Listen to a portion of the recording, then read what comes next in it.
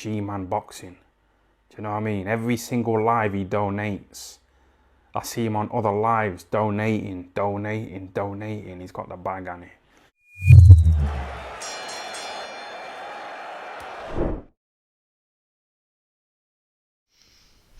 Alright, people.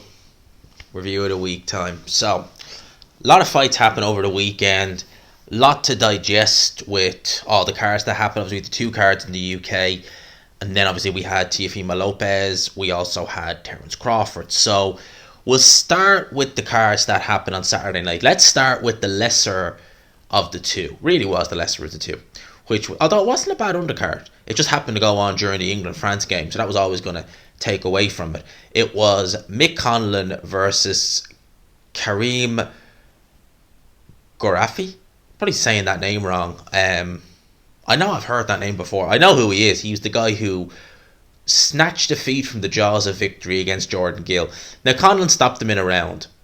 A lot of people were saying that was impressive. I mean, people clearly didn't see when Lee McGregor stopped him. I think it was 2 years ago now, and it was 2 divisions below this. This is a guy who's campaigned, I think he's campaigned even as low as super flyweight.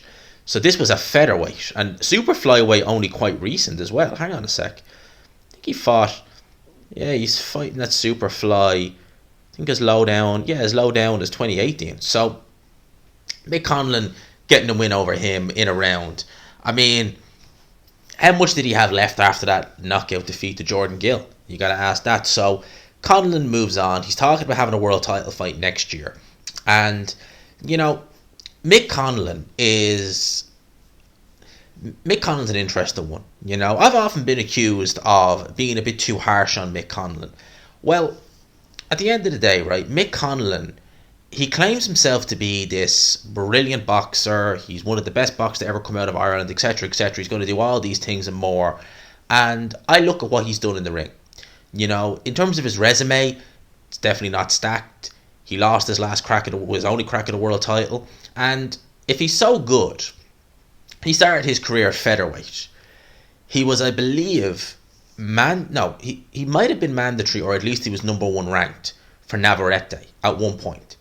So you would have had Conlan Navarrete, or you could have had potentially Conlan versus Shakur after Navarrete vacated. Rather than go through with that, if he's so good, he goes down to 122 pounds, chases after, or looks at Stephen Fulton. Stephen Fulton turns out to be a revelation and is very good, one of the best fighters, you know, in America right now. And Conlan decides, do you know what? Don't quite fancy fighting at 122 pounds after all.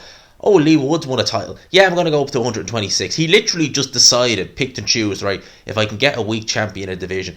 I mean, you say you're the best, but you look for the weakest champion in each division, and now he's probably looking at Lopez and thinking, okay, let's get Lopez. Lopez, who we'll talk about that fight now in a sec against Conlan, that'd be interesting, but I probably would favour Conlan, truth be told, in that fight. Although saying that, yeah, I probably would favour Conlan just ever so slightly. On the undercard, he had Sean McComb. He came back to win in ways. I seen Fergus Quinn. First time I ever seen Fergus Quinn was against Graham McCormick. Now, I've seen Graham McCormick fight live a few times. He's absolutely garbage. No disrespect to him, but he can't fight. He can fight, but he just can't box. And he got absolutely battered to pieces in there. I think it was over in about 4 or 5 rounds. Podrick McCroy, he came back with a bit of a lackluster points decision. I think he maybe came back a little bit too soon. You know, he only won his title 6-7 weeks ago. Maybe he came in just a little bit too soon for this one. Maybe he should have taken a bit of a rest rather than just go straight into it. So that's the whole Conlan card in a nutshell. I did get a chance to watch some of those fights. Watch some of them on the undercard when they were live, like that Graham McCormick fight. It was kind of, it was there. You know, Tyrone McKenna I thought was meant to be on the undercard against, was it Liam Taylor? No. Well, he was meant to be on the undercard anyway. I forget who he was meant to fight, but that didn't happen. So then we go on to the Eddie Hearn show, the DAZN card. Now, I'm going to be honest, I only seen Felix Cash and Josh Warrington. So Felix Cash fought this guy, Cleso Navaz. He went into this fight 9-2-2. It was at 166 pounds. And I have to say, Felix Cash made very hard work of that fight. The referee scored that contest 77-75. That's worryingly close with a guy who's 9-2-2. Now, Cash had 10 months out of the ring. he has been very stop-start since pretty much the Denzel Bentley fight. Very, very stop-start. His last fight, he was dropped twice, I believe, in that fight. And now he's going into a fight with Ammo Williams next year. Now, Ammo Williams was commentating ringside, and I thought he'd done a very good job commentating, Ammo Williams, to be honest. He was basically saying that, look, looking at the way Felix Cash made such hard work at that fight, does it give him confidence? Yes, but at the same time, he's not overlooking him. He knows that Felix Cash who fought last night won't more than likely be the Felix Cash he fights. He'll improve a lot from now to then. When Cash was interviewed after, I found it very kind of strange, because Eddie Hearn was kind of all for Ammo Williams next, and he was like, or a European title. It's like, no. Eddie Hearn wants you to fight Ammo Williams. You're fighting Ammo Williams. I think that's pretty much how it's going to go. They got into a bit of a kerfuffle. Felix Cash shoved Ammo Williams, trying to get this fight. I think that was legit, by the way, from Felix Cash. He was peeved off, but, at the end of the day, it's going to get this fight out. And it happened next year. I would be making Ammo Williams' favourite. I picked against Felix Cash in the past, like against Denzel Bentley, but I just have never really rated Felix Cash. I see an okay fighter with good fundamentals, but nothing special. There's nothing about Cash that jumps out at you and you think, oh wow, he can go places. I've never looked at Cash and seen that, and I think Ammo Williams is going to beat the living crap out of him. I really do. I think Ammo Williams is going to win that fight pretty convincingly, to be honest with you. So that was the fight I saw on the undercard, and obviously we had Warrington versus Luis Alberto Lopez. Very happy that Luis Alberto Lopez got the decision, not because I don't like Josh Warrington. I don't particularly mind Josh Warrington, truth be told. It's just I felt he deserved to win, and more often than not, we tend to see the fights go in favour of the home fighter, even if it's a close nip and tuck fight. I was just afraid we'd see a bizarre scorecard, like a 170 and 111 Warrington card. We didn't see that. We did see a majority decision, but at the end of the day, the right guy won. It was a very, very dirty fight from Josh Warrington. He was able to win a lot of the late rounds purely by using dirty tactics. And as I said in the post-fight, Bob Williams, he really did a poor job refereeing. He really did. He barely ever acknowledged any of the things Josh Warrington was doing in there, because he really was taking the you-know-what. But if ever Luis Alberto Lopez made a mistake, or, a shot straight low, or he held on a bit too much, or pushed Warrington's head down, he was straight in. And it was like Warrington had to literally foul his way to pick up the last 3-4 rounds. So, and he got no warnings for any of them, really. I don't think Josh Warrington got one warning the whole fight. He was very reckless at times with the head, but some of it I thought it was just deliberate, and it's becoming a recurring theme with Josh Warrington that we're seeing the head go in, we're seeing dirty tactics. In the 9th round, which was a round that he had a lot of success in, he clearly hit Lopez to the back, clearly, and that hurt Lopez, because obviously he wasn't expecting it. It was right in the back, and it kind of offset him a bit, and it's just like nothing really. And when you need to do that to win, like if you look at Bernard Hopkins, when he was very late on in his career, he fought like an old fighter. He used all his experience, but he was also very dirty. And when I was watching Bernard Hopkins before he fought Sergey Kovalev, like against Chad Dawson and Jean Pascal, people like that, I always have the mindset that if Hopkins can't win fairly, he really should retire. I know he's an old man, but if he can't win fairly, he should retire. And I'm kind of like that way with Josh Warrington at the same time. It's like, if he can't go through a fight without fouling consistently, then I think that there's only one option, which is to just say, see you later. And I think that was a very taxing fight against Luis Alberto Lopez. It will age Josh Warrington, that fight, if he hasn't already aged from his previous fights. That will age him. That was a very tough fight for both guys. So I'd like to see what Warrington does next. I really would. It looks as though Mauricio Lara and Lee Wood are going to have a fight after all. Now, Lee Wood really should win that fight, I would imagine, because he is a good bit better than Lara in most aspects, but Lara is a lot more relentless and probably hits harder. Lee Wood's not feather-fisted by no stretch. He can punch as well. So that's why I think that'd be a great fight. But that Conlan fight was a very, very tough fight for Lee Wood, and I just wonder, what does he have left in the tank? Because no doubt that if he wins, they'll probably look to do a unification with Lopez, see what happens, see if Eddie Hearn, maybe he has options on Lopez, I don't know. This was a mandatory defence, so realistically there should be no rematch. there shouldn't be anyway, because that's one of the things about mandatories. If you win, then you're not obliged to have a rematch. Voluntary, different story, but mandatory, no. So Lopez should be able to just take that title and, as they say, sail off into the sunset. Now, in terms of the other fights that happened last night, obviously Terence Crawford fought David Avanesian. Now, I forgot to bring this up in the post-fight, and I did when I seen it live. Well, I didn't watch this fight live, but when I seen the highlights, I did see this, and it was a bit of a head-scratcher. It was basically going from the 5th round going into the 6th round. It appeared that the padding was coming loose on both Terence Crawford's gloves. Now, he uses Mexican Everlast, the MX gloves, which are they're a horsehair glove. They're a puncher's glove. So, when padding's coming loose from that, you need to get that changed. And the fact of the matter was, that happened from the 5th going into the 6th. Crawford stopped Avanesian in the 6th, knocked him out. They really should have changed those gloves. They really should have. They should have took his pause in the action, got a spare pair, changed them. A lot of question marks have to be asked about that. 100%. 100%, because if there's any doubt or if a glove is in any way damaged, you have to replace that ASAP. There's no ifs or buts or anything like that. It needs to be replaced. See you later. So the fact that he didn't is a bit of a head scratcher. In terms of the fight, a lot of people say Crawford was in sparring partner mode, and in many ways that's how it looked. He was very comfy in there. He controlled it from long range. Avanesian had his moments in there. He definitely did. But Crawford just seemed so at ease, and I think that's the thing from the elite to, do I want to say hype job? Not necessarily hype job, but, someone who's not quite at that level or may never be at that level. You look at how Josh Kelly reacted when, he got the cut, and just when he couldn't really get to Avanesian, he just capitulated like that. Crawford, it was just like, I'm just going to control you with the jab. I'm going to hit you with a couple of shots here and there. Going to move. Going to look to walk you onto shots. It's no big deal. It was just so calm, methodical, workmanlike. Crawford is a tremendous fighter. There's no question about that.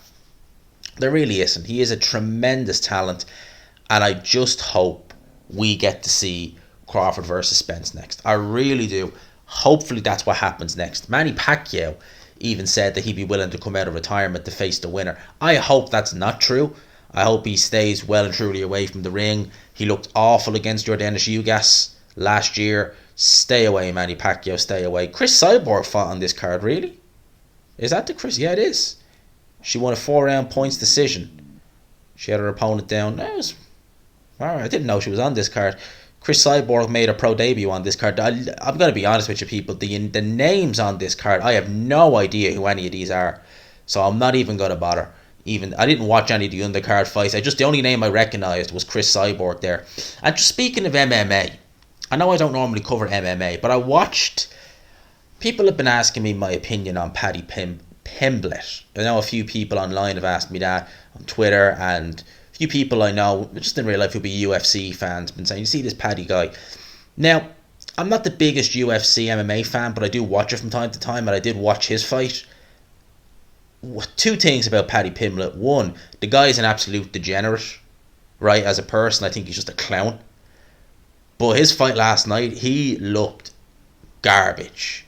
Absolutely garbage. And apparently the guy he was fighting had seen better days. He's the kind of guy, almost like a gatekeeper, if you were to talk about it in a boxing sense. And I was watching this fight, and alright, I know the scoring is a bit different. Well, it's the same 10-point must system, but it's a bit different how you'd score a fight in MMA, because it looked like Paddy Pimblett was dominated for 3 rounds, and somehow he gets a unanimous decision. So it's not, and look, this is not me having a go, but it's not just boxing, because when you see a lot of people who were tweeting about that event, they were saying, this is what's wrong with you. It literally sounded like a boxing card. When boxing, a decision goes the house fighter's way, and it's like, this is what's wrong with boxing. It was like that with the UFC tweets I was seeing as well. In terms of Pimblett, people want to know my opinion. Think the guy is an absolute clown as a person. In terms of his fighting, he doesn't look like he's going to be anything special. I can see why Dana White wants to push him, because he just is very camera. He knows how to sell himself. Not like McGregor, not as good as McGregor, but he knows how to sell it. But he doesn't have the skill, I don't think, to back it up. So that was my thoughts on the UFC. In terms of the top rank card, Xander Zayas, he looks brilliant. I still can't believe he's only 20 and he's already had 15 fights. He's got a great career ahead of him. Looked very good. Won a 12, or sorry, I think it was a 10 round actually, wasn't it? Yeah, it was a 10. Oh, it was an 8 rounder. Jesus, where was I going with the 10 rounds? I was watching the first round in particular in that fight. First round, he looked just dazzling. Keyshawn Davis, didn't see his fight, but he got a win against Juan Carlos Borgras. I've seen that name rings a bell. Who has he been in there with? Devin Haney. That was in 2018. I thought I recognised him. Fought Mikey Garcia in 2014. That's where I recognised that name. That was his last fight with Top Rank. That was back down at Super Feather. Now, this fight here, I want to talk about. Jared Anderson versus Jerry Forrest. Now, people will know I'm very high on Jared Anderson. I've been high on him for a while. When I heard he was fighting Jerry Forrest, I was looking at that like, ooh, that's going to be interesting, because Forrest arguably beat Michael Hunter last year, lost to Kubrat Pulev on points in May just gone. He's not a fighter who normally gets stopped. He's a fighter who normally is durable. He's a fighter who normally comes to win. And although his record going into this fight was, 26-5, he's a better fighter than that resume suggests. Well, Jared Anderson, big baby, the real big baby, he didn't play around. I mean, he went in there and he just went for it from the opening bell. Backed Jerry Forrest up into a corner, was offloading loads of big shots on him. The referee was having a good look even in the first round, and the same thing happened again in the second round. I think it was a right hand that landed, and essentially Jerry Forrest was out on his feet. The referee stopped it. So to knock him out in 2 rounds, considering the fact that he arguably beat last year Michael Hunter, you could argue that he beat Zhilei Zhang as well. Very impressive on paper to have knocked him out in 2 rounds, but there was a lot of defensive lapses in there from Jared Anderson. I mean, he was caught big in the first round by Jerry Forrest, and if Jerry Forrest had serious punching power, could have been a big problem for Jared Anderson. He really needs to tighten up the defense. I know he went in there and tried to steamroll him. He did get him out of there, which was, was good to see. But if you're going up the level, especially a heavyweight, you need to be cognizant of your defense. You can't be walking onto shots willy-nilly. You can't be going in with your chin wide up in the air, nice and square, just saying, please, here it is, hit it. You can't be doing that. Certainly not a heavyweight. So he really needs to, maybe as he steps up the levels, he will, but it's a worry, because I would have considered Jerry Forrest a decent step up for Big Baby, I was going to call Big Baby Miller, but Big Baby Anderson. I'd consider that a decent step up. So if he steps up again, will his defense be wanting? I was very worried about the defense because he was hit a lot in the first round. Not a lot, but he was hit with big shots. That was a bit of a worry. In terms of the main event, Sandor Martin versus Teofimo Lopez. Yeah, I already spoke about that. I thought Martin was unlucky not to get the nod. He was negative, yes, but I thought he did just enough to win the fight. In my opinion, I thought he did just ever so slightly enough to get the nod in that fight, in my opinion. But look, it is what it is. I guess, as I said in my post-fight video, that maybe in America a lot of judges would prefer aggression, even if you're doing nothing with it, rather than being a bit negative. So there's that. Teofimo Lopez, there's a lot that needs to change in that team. There's an awful lot that needs to change in that team. A hell of a lot, because I just don't think Teofimo Lopez is the same fighter he was when he beat Lomachenko. It seems like that loss to Kambosos has done something to him from a mental point of view. And I did wonder, even prior to the Kambosos fight, even before he lost, I wondered about the mental strength of Teofimo Lopez. That was something that I looked at, and I had a few reasons to question it. And I just remember thinking, he can be got to mentally. And how will he react? Well, how has he reacted to being defeated mentally? He's not reacted well at all. Mentally now in the ring, he just seems to be a bit all over the place.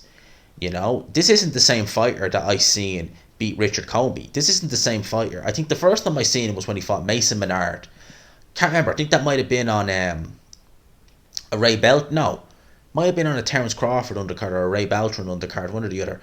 It was way back, years ago now. I think it was 2017, 2018. He knocked Mason Menard out in a round. Big knockout. And I was really impressed with him. But this is obviously years later, but it's not the same fighter. From a mental point of view, I think there's a lot of problems going on there with Teofimo Lopez. A hell of a lot. In terms of boxing news, let's have an old look-see through boxing news. So, the Eubank Junior undercard is starting to take shape. I was wondering how that who'd be on it, you know. I thought that Shalom would just get a few prospects out, wasn't we? Would get a few guys like Lyndon Arthur out. Well, Fraser Clark is going to be on it, of course. He's going to fight Kevin Johnson. 43-year-old Kevin Johnson. I mean, really. He's 21 losses now. Yeah, look. Alright. Rakhimov versus Cordina, IBF title set for April in Cardiff. I hope Joe Cordina gets his title back. He should never have been stripped from it in the first place. But ayo, Anthony Joshua, right? So Eddie Hearn has been saying that Anthony Joshua's next fight is going to take place at the O2. It's going to take place at the O2 in front of 18,000. Against who? We don't quite know yet. Could be Dylan White, could be Otto Valin. I'm thinking it's one of those two. I would suspect it's going to be one of those two. Well, Eddie Hearn has also said that he has the O2 arena booked, but he's not specified the 25th of February. He's booked the 25th of February for the O2 arena. So that's going to be interesting. That's going to be very interesting to see who's headliner. Now, it could be Joshua, maybe Boazzi, I don't know. But Joshua at the O2, February 25th, O2, no card announced, but you put two and two together. He's been announcing some other shows. So on February the 18th, it's a next gen. We haven't had one of them in a while, Jesus. So he's doing a next gen show in Newcastle, Pat McCormick in a title fight. February the 18th, is that a weekday? No, it's a Saturday. I was just wondering because when Hearn did those next gen shows, he normally put them on a weekday, Wednesday, Thursday, midweek. I liked them on those days. And those next gen shows, I don't really mind the next gen shows per se because he's not selling it as a big must see show. You're seeing the next generation, the up and comers have some fights. Some of them are fighting guys they're meant to win. Some of them are in decent enough scraps. So the next gen shows, they were on Sky. I mean, it's been a long time now. Jeez, a long time since we've seen one of them. I don't mind them too much because they're not sold as these amazing cards. I think that's fine. See who's on it. Probably Campbell Hatton to be on it, I'd imagine. Then 28th of January. Please don't do it on the 28th of January. Please, just don't do it on 28th of January. Please, because I won't be here to watch it. I'll be over at the Anthony Yardley Arthur Beterbiev fight. Please don't do it on the 28th. Do it on the February the 4th, which is another date you have here. Do it on that day. Do us all a favour, please, because there's no card on that day. Lee Wood versus Mauricio Lara. I really, really hope we see that fight. I really like that fight. I think it's a great fight. And yeah, I think at this stage now, it could really go either way, you know. Realistically, I always felt that, and I've said this before, that Lee Wood really should win. But how much does Lee Wood have left? Certainly after the Conlan fight. You know, that Michael Conlan fight, I mean, he won it, but he had to go through hellfire and brimstone to win that fight. He really did. He really did. So Oscar Valdez will take on Emmanuel Navarrete for the WBO Super Featherweight World title. It's going to happen on February 3rd. That's a Friday. 2023 not looking to be a bad year. That's going to be a good fight. That's going to be a very, very, very good fight. I will be making Emmanuel Navarrete the favourite going into that, but believe me, that's going to be all action. Neither guy is going to take a backward step in that fight. It's going to be great. The Tyson Fury Alexander Usyk, this situation is just, it's fun, isn't it? It's not fun really, but it's just, 1 week it's this, 1 week it's that. Well, apparently here, according to an article on TalkSport, it's almost a done deal. We're almost done with this. The camps have been negotiating for weeks prior to the Chisora fight. Target date the 18th of February or March the 4th. Saudi Arabia, well, Middle East, Saudi Arabia looking the most likely. Qatar has also emerged as a potential host, but Saudi Arabia remains the most likely. So fingers crossed this does happen. This is what I want to see. I want to see Undisputed. It is just, in terms of boxing, it's one of the fights I want to prioritize, because I want to see an Undisputed heavyweight champion in the 4-belt era. Alright, in the 4-belt era. We've never had an Undisputed heavyweight champion in the 4-belt era. I want to see it. Fury Usyk, let's go. What's in the way? if we can get that IBF mandatory situation out of the way, I'm sure the IBF would probably do something, or Hurlbut would step aside. Hopefully we can get that fight over the line, because I just want to see it. I really, really do. And Bob Arum says that we're now fielding offers from around the world, and hopefully next week we'll be able to have an announcement, which is this coming week. Hopefully. I mean, how many times do we hear next week we'll have an announcement? We never hear anything. Jamel Charlo will defend his undisputed super welterweight world title against Tim Tszyu January 28th in Las Vegas. Right. January 28th is shaping up to be a pretty decent day. Shaping up to be a pretty damn decent day. Adrian Broner versus Ivan Rotw is reportedly in advanced talks, being targeted for February on BLK Prime. I seen a picture, I think that's going to be on the 18th of February. I seen a picture of Adrian Broner. Don't be surprised if this fight doesn't take place, or if Adrian Broner comes in looking like death on the scales, because he looks absolutely massive. And I'm not talking about muscly massive, I'm talking about, is it a boy or a girl? That kind of massive. He looks huge. I mean, I don't know how he's going to make weight. Adrian Broner's a flipping mess. He really is. He's a mess. Now, Errol Spence, I mean, oh boy, this is a weird one, right? So, Errol Spence went live on Instagram posting a picture of a wrecked Range Rover, absolutely wrote off the bits. He says that he emerged unharmed from a car crash. Yeah, I know, another car crash. But apparently he was hit by a 14-year-old who took his parents' car. Alright. Well, you know, his history with it, that's a note that you probably should be a bit more careful when you drive an Errol. You know, you never know what might happen. But look, he says he was hit by a 14-year-old, so theoretically that is the case. A 14-year-old, I mean, he's got some balls doing that. I'd say his parents are only going to love him after that, if that is the case. Where'd you go? Took the car. Where is it? It's, yeah, that would be a nice, interesting conversation, wouldn't it? So, I think, I'm just trying to see what else we have here. Luis Alberto Lopez could potentially make his first defense of his IBF title against Michael Conlan, Bob Arum is saying. In terms of that, that's pretty much it. But have a look on screen there. Now, that is, I'm not sure if that's a recent enough photo of Conor Benn, but that photo was doing the rounds on Twitter, and I just found that photo very interesting. Now, I know Conor Benn, in the photo that a lot of people, myself included, used as a thumbnail, where he looked just shredded and, you know, big huge legs and everything, that was coming near the end of a camp where you're probably at your best in terms of physically, you know, physically, aesthetically, etc. But if that's a recent photo of him doing some training, I mean, you know the way some of these photos can be. I mean, you see Alexander Usyk sometimes, he looks bigger than he actually weighs in. But Conor Benn, I mean, it's quite noticeable. There's a lot of muscle gone there. It's a strange one.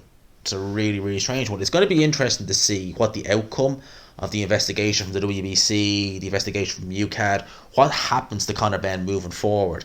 You know, people were speculating, could it be Conor Benn who headlines the 25th show in the O2?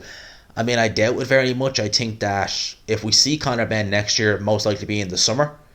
But with all this hanging over him, I just don't know what's going to happen. I mean, I think Eddie Hearn at this stage now was kind of like, well, we'll just wait and see what happens from the, you know, the UCAD end of it, the WBC end of it. So, as I've said several times, from the outside looking in, from what I've seen, Conor Benn looks guilty with a capital G. You know, he's often said, you know, you're going to apologise when I'm innocent and this, that and the other. We'll prove it. Well, we haven't seen any of that. We've seen you quote Malcolm X and take his quote out of context, but that's it. So, you know, prove it. Well, we've heard nothing of that. And Eddie Hearn is kind of just, almost from Eddie Hearn's point of view, he just accepted the fact that kind of more than likely he's going to get a ban. So let's just take it on the chin and move on. So that, I just found that picture interesting. It just looks, he definitely looks smaller in it. Say smaller, but he doesn't look as lean.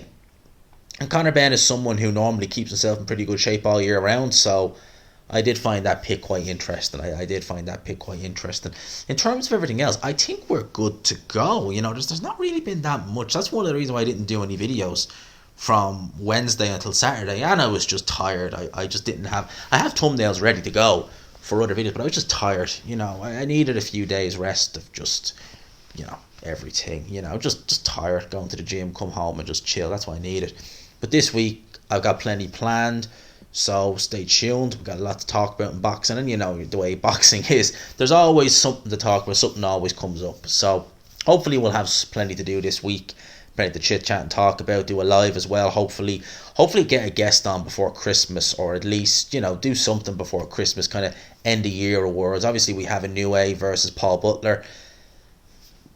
Amazing that fight is ever gonna, I still can't quite get over that's undisputed. It's got, Inoue is gonna beat the living crap out of Paul Butler on Tuesday, but you never know. Stranger things have happened, I suppose, but no, actually that would be right up there. Actually, never mind, strange, that would be right up there.